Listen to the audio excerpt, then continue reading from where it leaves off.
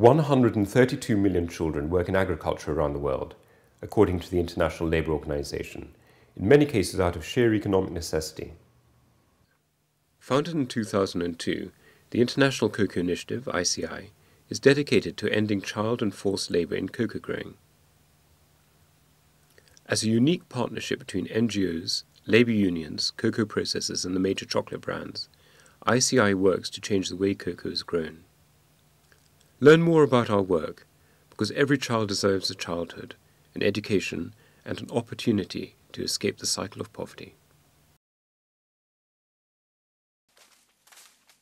Certain types of work for children are considered acceptable, as long as this work does not expose the child to moral, physical, or social hazard, and in particular, does not keep them away from school. Indeed, many African leaders of today happily recall working alongside their parents on school holidays and helping around the home.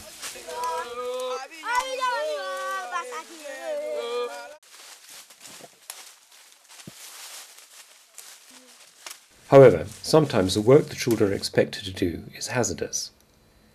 They use sharp machetes to weed the forest plots and cut the cocoa pods.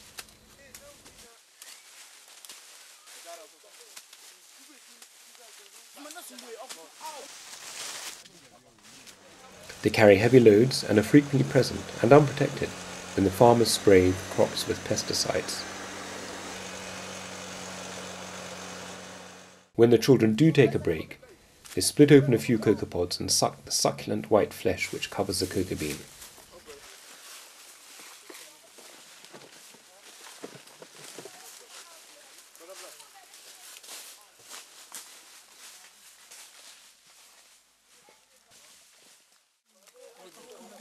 Not only can working on the cocoa farms damage the child's health, it also deprives them of the possibility of going to school. The children working may be family members, or they may be employed labourers, often paid a very limited amount. In some cases, children migrate on their own from poorer areas of the region to find work, but some are brought to work, away from their families and essentially without compensation. This practice is called trafficking.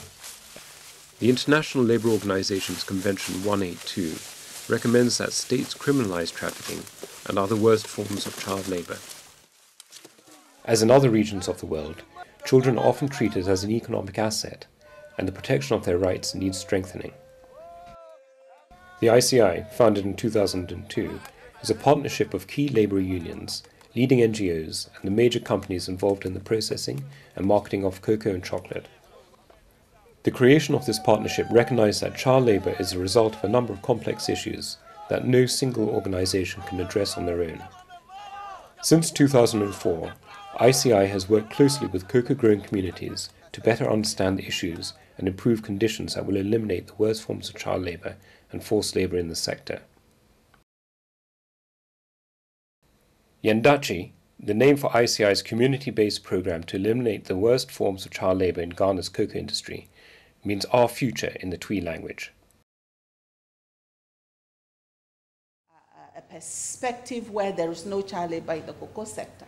ICI runs a series of workshops where they train local NGOs who will implement the Yendachi program. For many of the local NGOs, this will be the first time they have really acted as facilitators of social change rather than implementers of a project.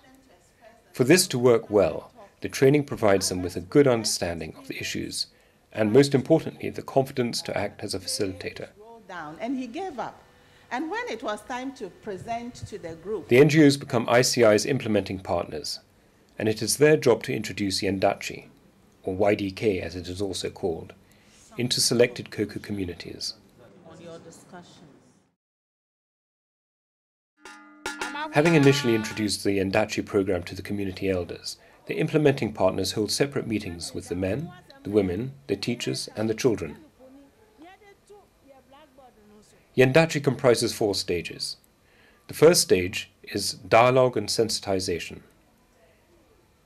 Implementing partners talk with members of the community in groups.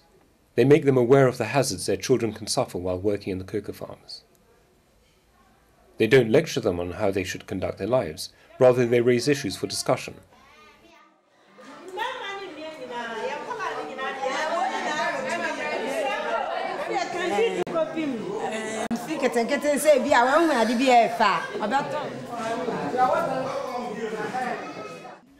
It is important that Yendachi is community-driven. The program is a way for the community to decide its own future. They debate the issue of child labour and discuss education as an alternative to work. Other issues about how the community can change and develop are also raised. This leads to stage 2, the community action planning. The community members present various initiatives they have decided upon as action plans. To build a school, for example. The third stage is implementation. How to implement the action plans. How to get funds and materials and labour force to build a new school, for example. The fourth stage is monitoring and evaluation. The community forms a Yendachi committee. It is its task to make sure the action plans are actually implemented, that the school is actually built, and children do attend class.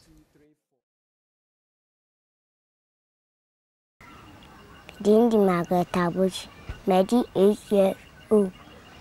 Chama, Mofraye, dear for my number for the milk corner, Nicoso, and so 6 years or the milk corner or 6 years on Vamen Gubu. Tsunami 6 granddaddy, 6 years there were 2 granddaddy, what Tom Bob was mammy. Baucho. As a family, I'm no. And I'm feared you are somewhat. And quite lying, sir. Melema, me and son, and mammy and son. And your daching, you my dear for a mile. The Solia Mengualano, some local school, Omonco, and Winnie Yammy. And then I send me Solia, Mamma Pampas, come fool.